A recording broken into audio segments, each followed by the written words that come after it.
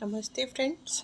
तो आज मैं आपको परमवीर प्रताप या कह सकते हैं महाराणा प्रताप, जो कि संतोष कुमार सिंह जी के द्वारा लिखित ऐतिहासिक खंड काव्य है, उसका चतुर्थ सर्ग आपके सामने प्रस्तुत करने जा रही हूँ।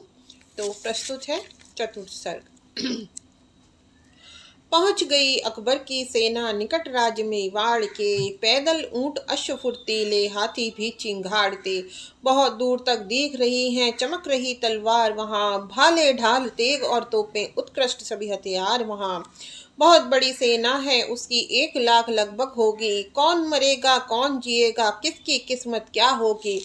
कुछ के दिन में भरा जोश है, कुछ के दिल में भरा जोश है, कुछ के हृदय कांप रहे। कितनी शक्ति यहाँ राणा की, सेना नायक भांप रहे। ठीक सामने केसरिया ध्वज मान सिंह को दिख रहा, ठीक सामने केसरिया ध्वज मान सिंह को दिख रहा। कैसे मिले विजय मुझकुल को, कैसे मिले विजय कुल कल मुझको, मन ही मन में खींच रहा। निकट बुलाकर शक्ति सिंह को भेद युद्ध के पूछ रहा। एक गद्दार दूसरे को भी अपना जैसा समझ रहा। नहीं शक्त गद्दार उसे है प्यार मही के कण कण से, कैसे विमुख सपूत होएगा वसुंधरा के रक्षण से। और उसे नहीं लगा अभी तक अकबर मेरे हितैषी हैं, उनकी बातें और हंसी भी भरी कुटिलता जैसी हैं। किंतु स्वयं मतिमूढ़ एक दिन पहुंच गया मैं दिल्ली में, क्या खाऊंगा क्या पाऊंगा सोच ना सका जल्दी में। हाय क्रोध की आग भयानक भड़क उठी उस दिन, कैसे कर न सका सम्मान मुकुट का और भ्रात का मैं कैसे। सिर्फ क्षणिक विद्वेष हुआ था। सुनिए, कई बार हम लोग इस तरीके से छोटी सी हम मनमुटाव में कितने बड़े बड़े स्टेप उठा लेते हैं, जो जीवन में बहुत ही हम फिर उसके लिए पछताते हैं। सुनिए, सिर्फ क्षणिक विद्वेष हुआ था अपने ही निज भ्राता से, किंतु स्वप्न में कर न सकूंगा धोखा भारत माता से। उधर सोचता मान सिंह ये भाई से बदला लेगा, इसलिए वह भेद यहाँ के सच सच मुझको बता देगा। मान निकट जाके सलीम को जता रहा अपना कौशल, बूढ़ा हूँ सुनिए, बूढ़ा हूँ पर नहीं हुआ कम, लेश मात्र मेरा भुजबल। मेरी सेना भी इतनी है जितना होगा यह मेवाड़, इसके आगे टिके न राणा विघ्न बने नहीं कोई पहाड़। एक एक योद्धा ही मेरा शत शत को काटेगा कल, एक एक योद्धा ही मेरा शत शत को काटेगा कल। जो आएगा इनके सम्मुख धूल वही चाटेगा कल। समझे। और देखिए शहजादे तुम, यह रजपूत भुजाएं भी कितनी होंगी इन हाथों से शत्राणी विधवाएं भी। तुम्हें दिखा दूंगा मैं कितना सच्चा रक्षक मुगलों का, तुम्हें बता दूंगा मैं कितना दुश्मन हूँ खुद अपनों का। फूफा जी के लिए हमेशा मेरा सब कुछ अर्पण है, नहीं कपट लालच है कोई, मेरा हृदय दर्पण है। आज कर रहे अवलोकन हम, कल से युद्ध शुरू होगा। मेवाड़ राज्य के किले किले पर मुगलों का ध्वज फहरेगा, मुगलों का ध्वज फहरेगा, क्योंकि हमारे साथ मिला है एक सहोदर राणा का। वह भी भेद बताए हमको, वह भी भेद बताए हमको बन दुश्मन खुद राणा का। इसलिए यह जीत सुनिश्चित अपनी मान लीजिए तुम, बंदी बना ले चले दिल्ली धूर्त भूप को हम और तुम। अभी उठा कुछ सोच वहां से शहजादा फिर जाने को, पुलकित हुआ हृदय सुन बातें विजय श्री कल पाने को। समझ लिया उसने बातों से अपनी शक्ति असीमित है, शाही सेना के सम्मुख तो अरिदल काफी सीमित है। और मेरा सौभाग्य लड़ेंगे भारतवासी खुद दोनों, और मेरा सौभाग्य लड़ेंगे भारतवासी खुद दोनों। कोई मरे कटे अजिए पर खोएंगे कुछ दोनों, कोई मरे कटे अजिए पर खोएंगे कुछ दोनों। बनकर एक गुलाम लड़ेगा एक दासता भंजन को, एक बनाए बंधक माँ को एक तोड़ने बंधन को। विजय मिले यदि मान सिंह को फिर भी हारे वह होंगे, मातृभूमि की आजादी के वे हत्यारे खुद होंगे।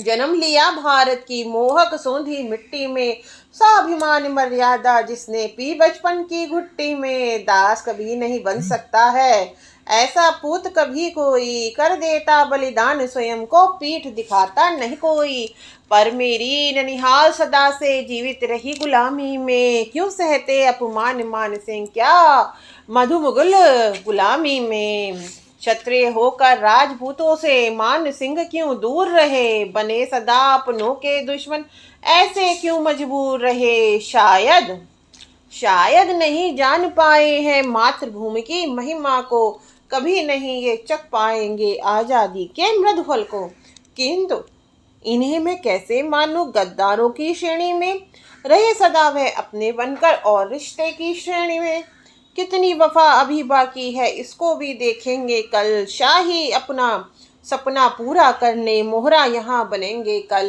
ऐसे ही छल छंद विचारों में खोया जब शहजादा, तभी कांपता थर थर सम्मुख उपस्थित हुआ एक प्यादा, यह प्यादा भी और न कोई स्वयं दृश्य लिखने वाला, चाटुकार और राजाश्रित था टुकड़ों पर पलने वाला, बोला मालिक गजब हो गया कैसे उसे बताऊं मैं, संकट के उस क्षण की घटना दो आदेश सुनाऊं मैं, करना मेरी खता माफू अब सत्य सभी बतलाता हूँ, बीती संग हाय राजा के घटना उसे सुनाता हूँ, अवलोकन को गए हुए थे जब राजा की घाटी में, पकड़ लिया भीलों ने उनको तीर चुभाए छाती में।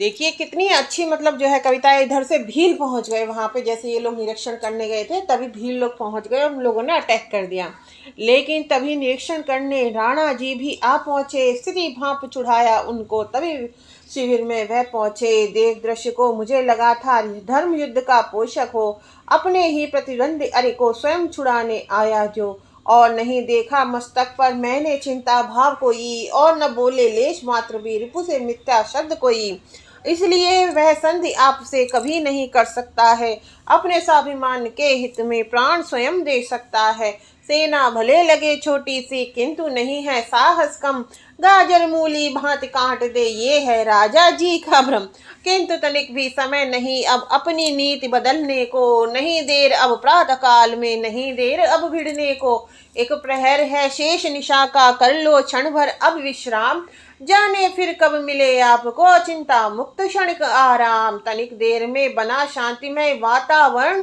वहां का उस क्षण, प्रहरी का पद चाप सिर्फ था या फिर हिलता कोई तृण, पर राणा के किसी नयन में निद्रा का आभास नहीं, कोई बिस्तर पलंग नहीं है फिर भी ये संन्यास नहीं, ये है त्याग देश हित उसका महलों से नाता तोड़ा, त्याग दिए चांदी के बर्तन मखमल पर सोना छोड़ा, रहते एक कुटज के अंदर वही मंत्रणा करते वे, अब भी व्यस्त घिरे बैठे हैं स्थिति भांप रहे हैं वे, कहो चंद्र किस भांति कर रही राज्य अनुज्ञा जनता है, घर बस्ती वीरान बनाकर निकल पड़ी क्या जनता है, अरे भरे हरे भरे मैदान खेत सब बने आज किस भांति सभी, जन जन के हृदय में कैसी आजादी की ज्योत जली, मत पूछो महाराज आज चित्तौड़ बना है बिन परिधान, निकल पड़ा जन जन घर घर से माँ हित देने निज बलिदान, गेह त्याग और मोह त्याग कर बसे कंदरा की छाती, कण कण है प्रिय उन्हें जननी का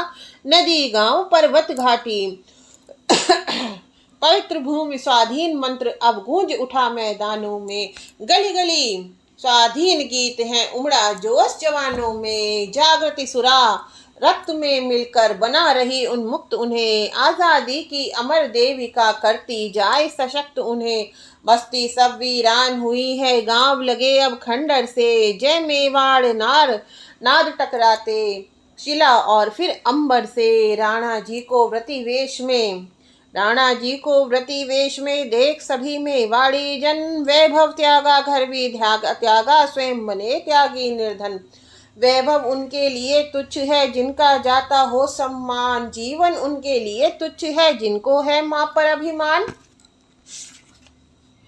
कभी नहीं सुख पा सकता है स्वर्ण पिंजरे में पक्षी, फिर क्यों सहे दासता मानव वीर गति उससे अच्छी, धन्य मेरे मेवाड़ राज्य के वीर सपूत सभी रजपूत, नहीं लिया है जन्म किसी ने जो कहलाते छात्र कपूत, आर्य रक्तों से तृप्त करेंगे सुप्त पड़ी जिनको तलवार, इसलिए जो आज कर रहे तेज खड़ग भालों की धार।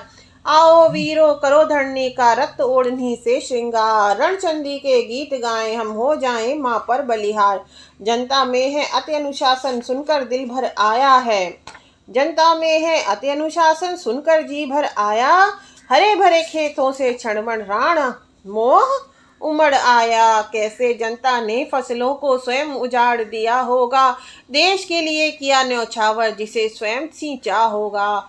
शस्य कोप परिपूर्ण खेत से मोह विहीन हुए होंगे, फलयुक्त सभी तरोवर उनके श्रीहीन आज हुए होंगे। किंतु मिलेगा नहीं अन्न अब ढूंढे चाहे रिपुसेना, 4 वर्ष तक खा सकती है अपनी जनता और सेना।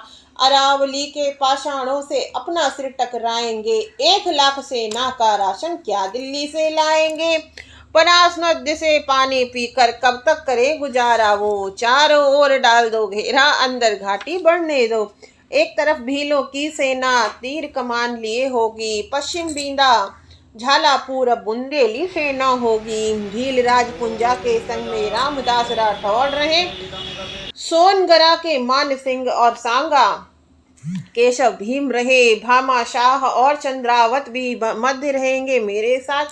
रावत कृष्ण चूड़ावत गोपी जगन्नाथ हो उनके साथ, दुर्गम और अनजान राह में रूप सेना को मारेंगे।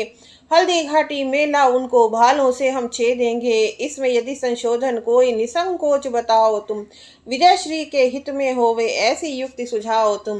किंतु सभी को महाराणा की युद्ध नीति अति भली लागी, ध्वनि मति से सबने सुकारा हुंकारे सब महाबली। राणा बोले भोर हो गई आओ अब प्रस्थान करें, माँ की धूल लगाएं मस्तक एक लिंग को नमन करें।